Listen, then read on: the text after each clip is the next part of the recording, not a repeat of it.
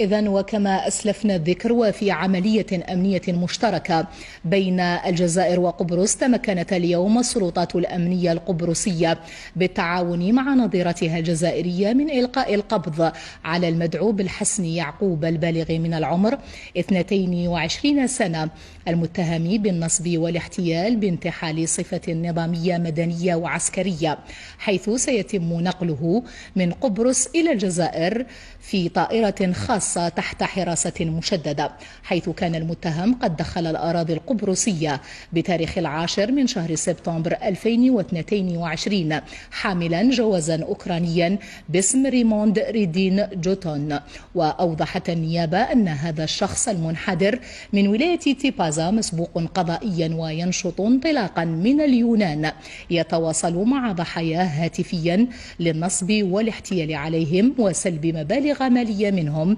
وهذا بانتحال صفة نظامية مدنية وعسكرية. كما وجهت الجهة القضائية ذاتها نداء لكل شخص وقع ضحية هذا المحتال، سواء التقاه شخصيا أو تعامل معه على المستوى الوطني أو خارجه، أو له معلومات